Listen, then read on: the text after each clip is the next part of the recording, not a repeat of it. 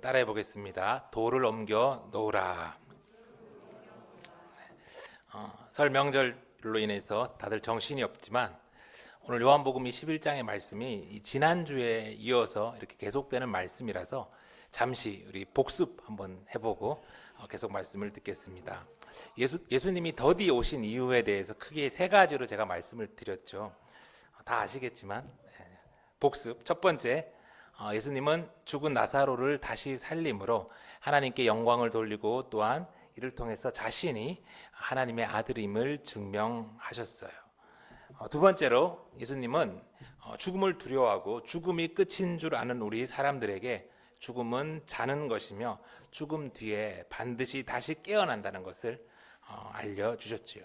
그리고 세 번째로 더디 오는 가운데 예수님은 마르다와 또 제자들의 믿음이 자라나게 하셨죠.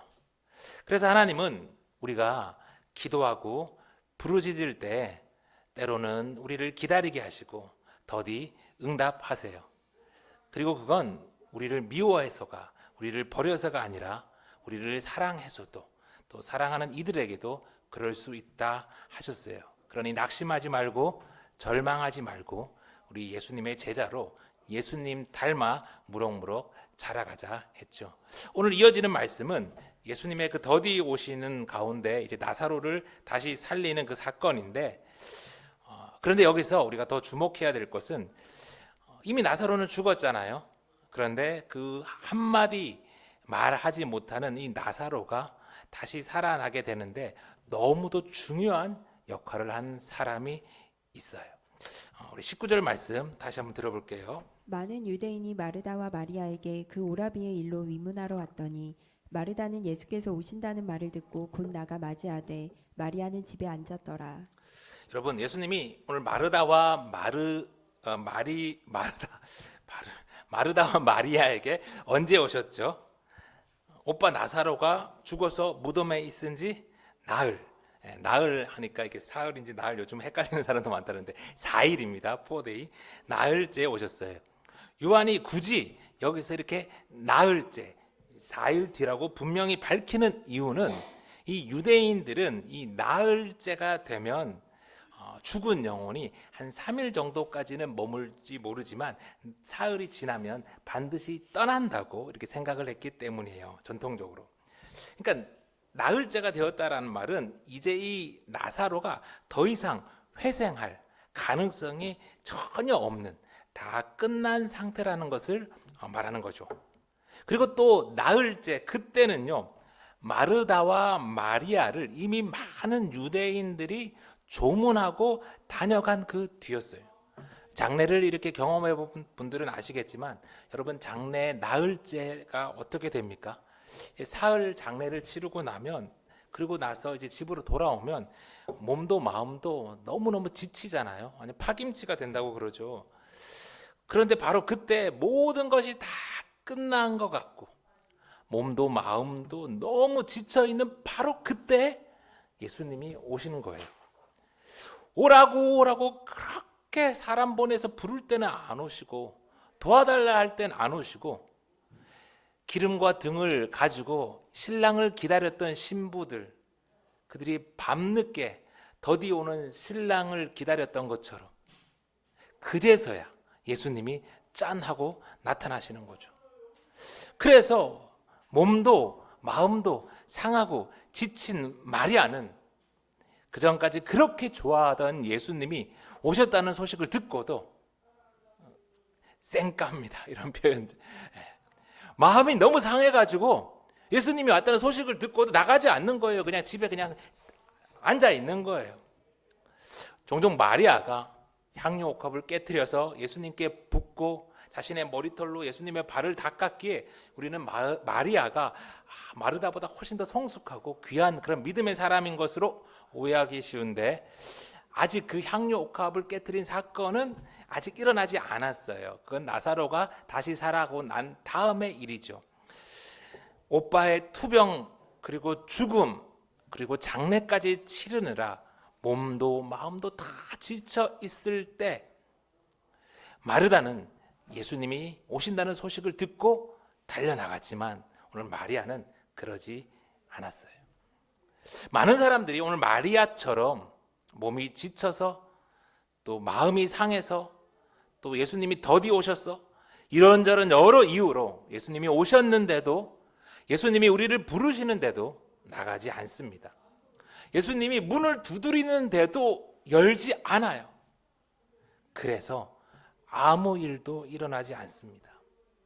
그래서 하나님이 기적을, 하나님이 은혜를 준비하셔도 놓쳐버려요. 그러나 마르다는 똑같은 상황이었지만 오늘 예수님이 오신다는 그 소식을 들었을 때 달려나갑니다. 마르다도 설마 예수님이 죽은 오빠 나사로를 다시 살릴 거라고는 상상하지 못했을 거예요. 그런데도 예수님이 오셨다는 소식을 들었을 때 일단 나갑니다. 그리고 마르다가 나가서 예수님을 다시 만났을 때 기적이 시작되죠.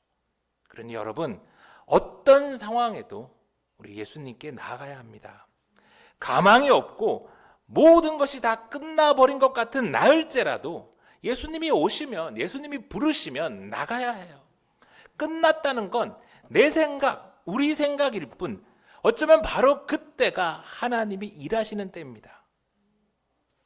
그러니 어떤 상황에도 우리 주님께 나아갑시다. 뛰어갈 수 없으면 걸어가고, 걸어갈 수 없으면 기어서라도 예수님께 나아갑시다. 마리아처럼 동굴에 혼자 계속 있으면 아무것도 변하지 않아요. 마르다처럼 예수님을 향하여 달려가는 저와 여러분이 다 되기를 소망합니다. 21절 말씀 계속 볼게요. 마르다가 예수께 여짜오되 주께서 여기 계셨더라면 내 오라버니가 죽지 아니하였겠나이다. 그러나 나는 이제라도 주께서 무엇이든지 하나님께 구하시는 것을 하나님이 주실 줄을 아나이다. 예수님께 달려나간 마르다가 뭐라 합니까? 예수님, 얼마나 바쁘신데 이 누추한 곳까지 와주시고 감사합니다. 뭐 그랬나요? 아닙니다. 완곡한 표현이지만 마르다는 예수님께 좀만 더 빨리 왔으면 오빠가 안 죽었을 건데 왜 이제 왔냐고 따지는 거예요. 여러분, 그런데 그렇게 따지고 때로는 원망하는 마르다에게 예수님이 너 왜 그리 믿음 없냐고, 왜 그리 어리석냐고 나무라시나요? 그러지 않습니다. 예수님은 지치고 상한 마르다의 말을 다 들어주세요. 그러니 속상하고 원통하고 도저히 이해할 수 없는 일을 만나도 마르다처럼 주님 왜 그리 늦게 오셨냐고, 왜 이렇게 늦게 응답했냐고 그 마음을 주님께 아뢰십시오.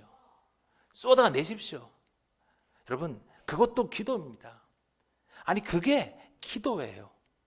대신 오늘 마르다처럼 우리 한마디만 기도에 덧붙이십시다. 22절 우리 다 같이 시작. 그러나 나는 이제라도 주께서 무엇이든지 하나님께 구하시는 것을 하나님이 주실 줄을 아나이다. 다 쏟아내고 서러움, 속상함, 원망함 쏟아내시면 돼요. 딸이, 아들이 아빠한테 쏟아내지 뭘 이렇게 가식합니까? 그리고는 한마디만 더 오늘 마르다처럼 덧붙이시면 되는 거예요. 여러분, 우리가 요만큼 기도하면요 하나님은 요만큼 주실 거예요. 그런데 하나님은 이만큼 줄 수 있는 분인데, 그리고 이만큼 주려고 준비 다 하셨는데 왜 요만큼 달라 해요? 왜 우리가 크신 하나님을 한계 짓습니까? 그러지 마십시다. 좋으신 아버지한테 그럴 필요가 없어요. 다 쏟아내고 다 달라 하시면 돼요.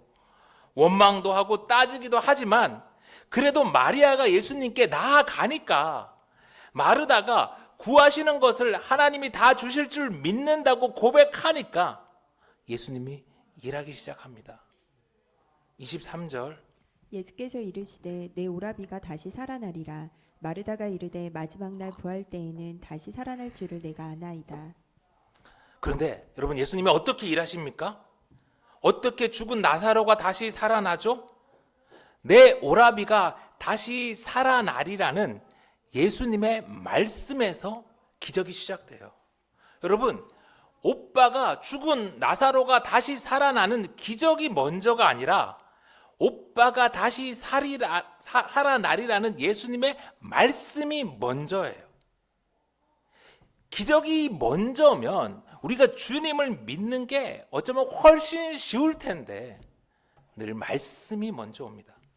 왜냐하면 우리 사람들은 기적이 먼저 오면 그 다음 말씀을 듣지를 않아요. 들리지가 않아. 그 기적을 경험했던 수많은 이 유대인들이 출애굽부터 이 예수님까지 기적을 보면 말씀을 듣기보다도 더욱더 큰 표적을 요구했어요. 그래서 예수님은 먼저 말씀하시고 그 말씀을 믿는 자에게 기적을 베푸십니다. 주님은 제게도 그러셨어요. 반드시 내가 광야의 길을 사막의 강을 내겠다 말씀을 하셨고 그 말씀을 제가 믿었을 때 저의 막혔던 신장이 뚫리는 기적을 베푸셨죠. 죽은 오빠가 다시 살아나리라는 이 예수님의 말씀을 들었을 때 오늘 마르다는 아마 오만 생각이 다 들었을 겁니다. 죽은 지 나흘이나 지난 나사로가 다시 살아난다는 것을 도저히 그의 머리로는 이해할 수가 없었죠. 그렇지만 마르다는 오늘 그런 예수님의 말씀도 함부로 대하지 않았어요. 지친 몸과 마음이었지만 그럼에도 예수님의 말씀에 겸손히 대답합니다. 그러자 예수님이 마르다에게 다시 어떻게 일하십니까? 어떻게 말씀하세요? 25절. 예수께서 이르시되 나는 부활이요 생명이니 나를 믿는 자는 죽어도 살겠고 무릇 살아서 나를 믿는 자는 영원히 죽지 아니하리니 이것을 내가 믿느냐. 여러분, 지금 마르다와 이 예수님 사이에 일어나는 이 대화는 결코 그냥 가볍게 넘길 그런 대화가 아닙니다. 어떻게 보면 죽은 나사로의 살아난 기적을 하다 보니까 우리가 이 앞에 긴 대화를 그냥 소홀히 하기 쉬운데 절대 그러면 안 돼요. 지금 예수님께서는 마르다에게 이 세상에서 가장 귀한 지혜를 천금과도 바꿀 수 없는 영생의 비밀을 가르쳐 주신 거예요. 고대로부터 세상의 수많은 왕들과 권세 있는 자들과 부자들이 죽음을 피해 보려고 온갖 힘과 돈을 다 쓰며 노력했지만 그들은 답을 얻지 못하고 죽었죠. 그런데 힘도 돈도 아무것도 없는 이 연약한 마르다에게 오늘 예수님이 인간이 그토록 간절히 원하는 죽음을 해결할 수 있는 그 답을 주시는 거예요. 죽은 나사로를 다시 살려주시는 것도 하나님의 큰 선물이지만 나사로의 소생은 잠시 유효한 선물일 뿐 나사로는 곧 다시 죽었어요. 그러나 부활이요 생명이신 예수님을 믿는 자는 죽어도 살겠고 살아서 예수님을 믿는 자는 영원히 죽지 아니하리라는 이 말씀은 얼마나 놀라운 선물인지 이보다 더 귀한 복음이 어디 있습니까? 예수님은 지친 몸과 마음에도 예수님을 향하여 달려나온 마르다에게 이제라도 구하는 것은 주실 줄을 믿는 마르다에게 아직 기적을 경험하지 않았지만 예수님의 말씀을 겸손히 듣고 아멘하는 마르다에게 오늘 놀라운 영생의 비밀을 가르쳐 주신 거예요. 그러자 그 예수님의 말씀을 들은 마르다 역시 다시 예수님께 놀라운 대답을 드리죠. 27절. 이르되 주여 그러하외다 주는 그리스도시요 세상에 오시는 하나님의 아들이신 줄 내가 믿나이다. 우리가 이 나사로의 소생이라는 기적으로 인해서 소홀히 할 수가 있지만 오늘 이 마르다의 신앙 고백 역시 너무너무 놀랍고 귀한 고백입니다. 여러분 아직 예수님께서 죽은 오빠를 다시 살리지 않았어요. 슬픔만 가득하지 이 마르다에게는 아무것도 변한 게 없어요. 나아진 게 하나도 없다는 말이에요. 그런데 예수님과 대화를 이어가면서 마르다는 이렇게 고백을 하는 거예요. 먼저 된 자가 나중되고 나중된 자가 먼저 된다고 하신 예수님 말씀처럼 3년 내내 예수님을 따라다닌 제자들보다 오늘 이 베다니 마을에 있는 이 마르다가 예수님을 더 제대로 알고 더 제대로 신앙 고백을 하고 있는 거예요. 여러분, 교회를 얼마나 오래 다녔냐는 중요하지 않습니다. 예수님을 오래 알고 오래 따라다니는 게 제자가 아니에요. 3년 내내 예수님을 따라다니고도 베드로는 예수님을 모른다고 3번이나 부인했고 심지어 가룟 유다는 은 30에 예수님을 팔아버렸잖아요. 교회 오래 다니고 집사, 권사, 장로 직분 받아도 심지어 목사여도 천국 가지 않습니다. 요즘 얼마나 이상한 목사들을 많이 봐요. 오늘 마르다처럼 예수 그리스도가 부활이요 생명이며 예수 그리스도가 그리스도시요 살아계신 하나님으로 믿고 고백하는 이들만이 제자이고 그들이 영생을 받는 것이죠. 그렇게 예수님을 제대로 신앙 고백하는 사람들을 통해서 하나님은 일하십니다. 돈 있는 사람, 힘 있는 사람이 아니라 관계 좋은 사람이 아니라 예수 그리스도를 그리스도여 살아계신 하나님으로 믿고 고백하는 사람들을 통해서 제자들을 통해서 하나님은 일하세요. 28절 보세요. 이 말을 하고 돌아가서 가만히 그 자매 마리아를 불러 말하되 선생님이 오셔서 너를 부르신다 하니 마리아가 이 말을 듣고 급히 일어나 예수께 나아가매. 마르다가 예수님이 누구신지 제대로 신앙 고백하자 그때 예수님은 비로소 실망과 좌절과 원망 속에서 집에서 꼭꼭 문 닫고 나오지 않는 마리아를 데려오라고 시키십니다. 마르다가 변하니 마르다가 예수님을 누군지 신앙 고백 제대로 하니까 동굴 속에서 울고 있는 마리아까지 예수님께 데려오게 되는 거예요. 지난주 우리 집사님이 한 친구를 교회로 초청했죠. 그동안 그분이 신앙생활을 이렇게 쭉 한 것도 아닌데 집사님이 용기를 내어서 교회로 초청을 하셨어요. 얼마나 귀하고 감사한 일인지. 그런데 여러분, 우리 집사님이 뭐 말을 유창하게 잘해서 아니면 돈이 막 넉넉해서 평소에 접대를 잘해서 뭐가 관계가 너무 좋아서 친구를 이렇게 초청할 수 있었을까요? 그렇지 않습니다. 집사님이 예수님을 그리스도시요 살아계신 하나님의 아들이라고 신앙 고백하니까 성령 하나님께서 역사하셔서 집사님을 도와서 그 친구를 교회로 초청할 수 있게 하신 거죠. 여러분, 전도의 모든 사역의 시작은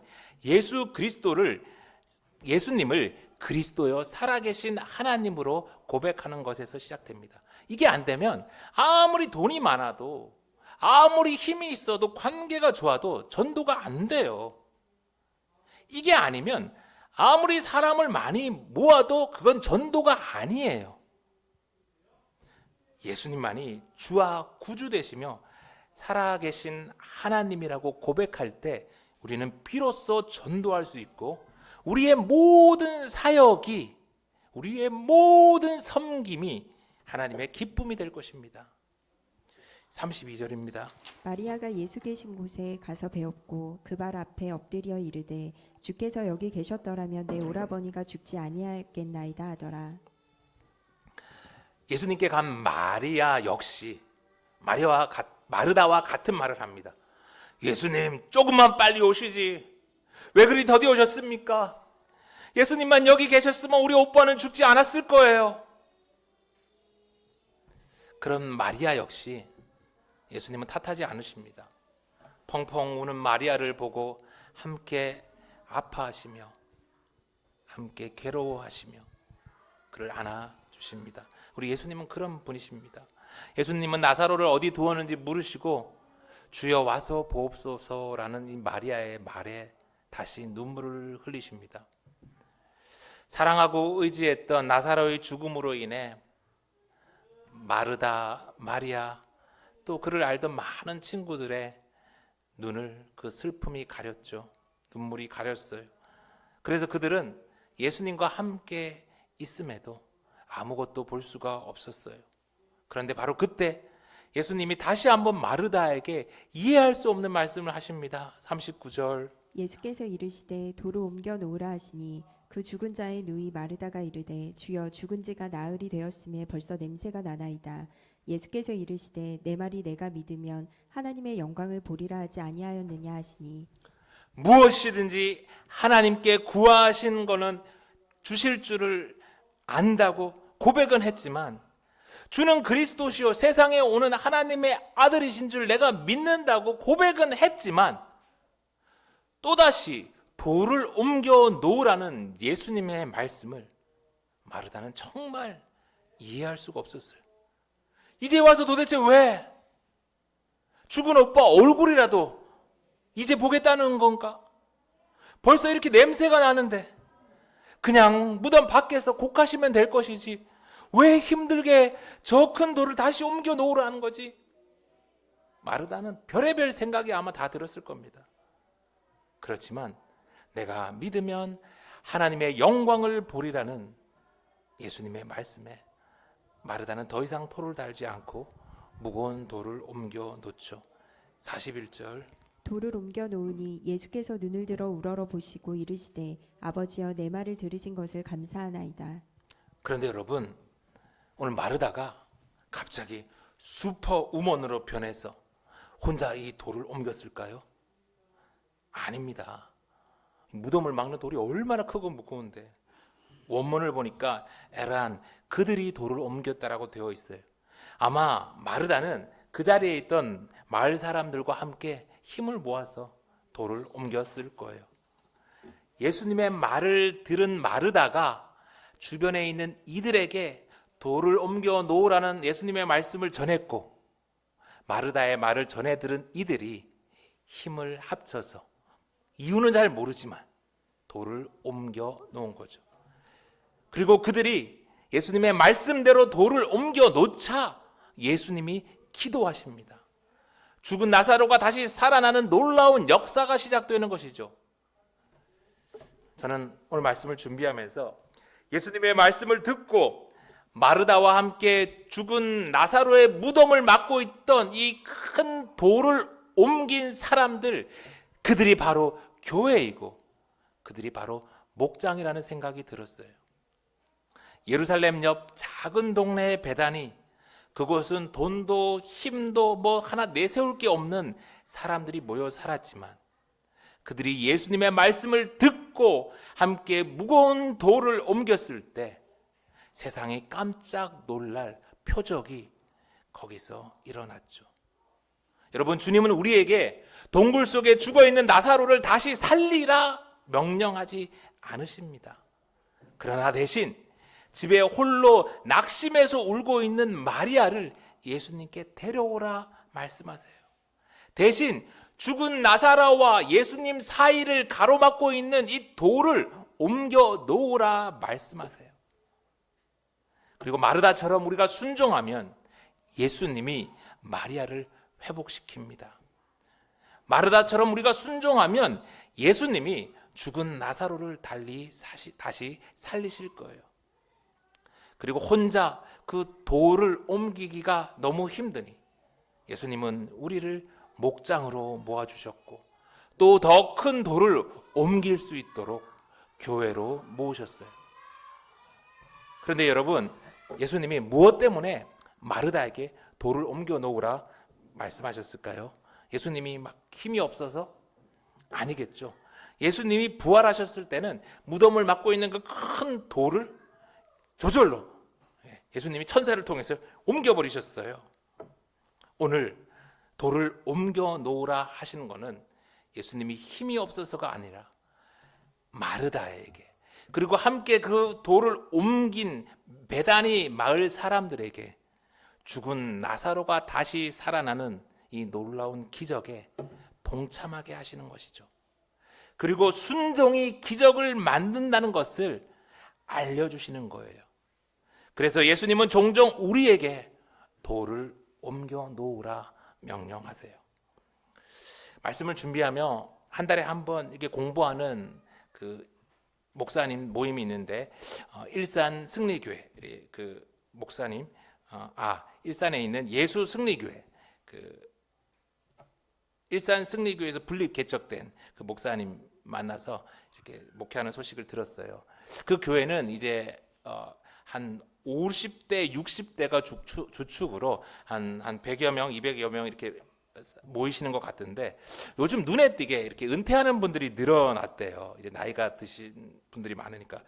그래서 목사님이 우리가 지금 6년째 됐는데 지금 안 하면 영영 이제 못할 것 같아서 분리 개척된 지 6년이 되었지만 교회 개척을 한번 이제 하시게 마음 먹고 시작하게 했대요.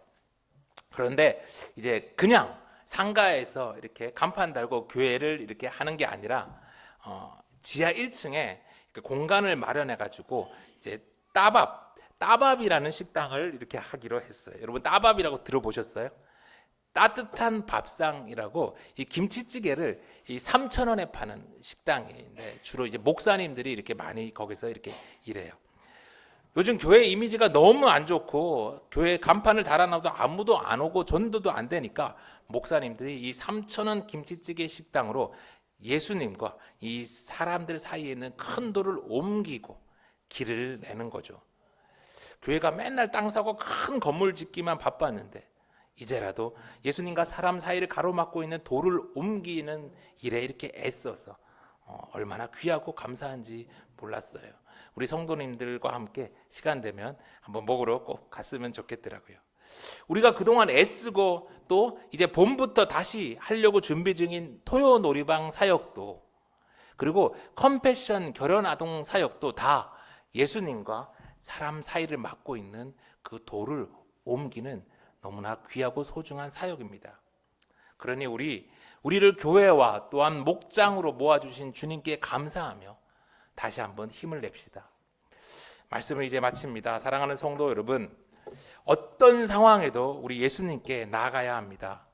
혹시 우리 앞에 놓인 돌이 너무 커도 두려워하지 맙시다. 우리가 옮기다 안 되면 하나님이 그 돌을 굴러가게 하실 겁니다. 혹시 바다가 우리 앞을 막으면 하나님이 바다를 갈라지게 하실 겁니다. 바다가 갈라지지 않으면 하나님이 우리를 바다 위로 걷게 하실 거예요. 광야에 길을 내시고 사막에 강을 내신 하나님이 죽은 나사로를 다시 살리셨어요. 그러니 우리 부활이요 생명인 예수 그리스도를 고백하고 살아계신 하나님으로 믿고 우리 주님 말씀에 순종하며 살아갑시다. 돌을 옮겨 놓으라 우리 주님의 명령입니다.